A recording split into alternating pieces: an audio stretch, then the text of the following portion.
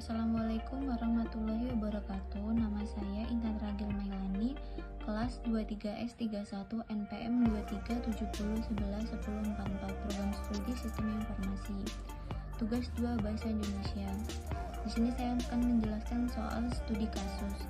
Di sebuah sekolah menengah atas di daerah terpencil, sebagian besar siswa menggunakan bahasa daerah sebagai bahasa utama dalam kegiatan sehari-hari, baik di rumah maupun di sekolah. Sementara itu, bahasa Indonesia hanya digunakan dalam mata pelajaran tertentu, seperti bahasa Indonesia dan pendidikan Pancasila.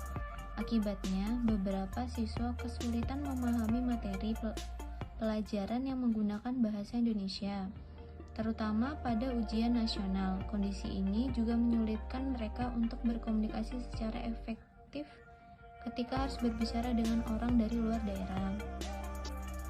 Pertanyaan 1. Jelaskan fungsi bahasa Indonesia dalam konteks pendidikan seperti pada kasus di atas. 2. Berikan saran langkah-langkah yang dapat dilakukan oleh pihak sekolah untuk meningkatkan penggunaan bahasa Indonesia di kalangan siswa tanpa mengurangi penghormatan terhadap bahasa daerah mereka. Jawaban 1. Fungsi bahasa Indonesia dalam pendidikan. Yang pertama, pengembangan keterampilan. Digunakan untuk mengembangkan keterampilan berbahasa siswa.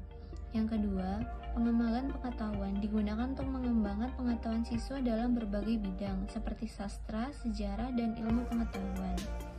Ketiga, pengembangan kultur dan identitas.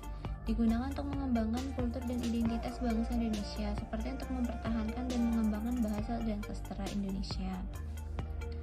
Kedua, saran untuk meningkatkan penggunaan bahasa Indonesia. Yang pertama, mengadakan kegiatan bahasa Indonesia, seperti pidato dan lomba debat. Yang kedua, menggunakan sumber belajar yang diversifikasi seperti buku, artikel, dan video untuk membantu siswa memahami materi yang disampaikan dalam bahasa Indonesia.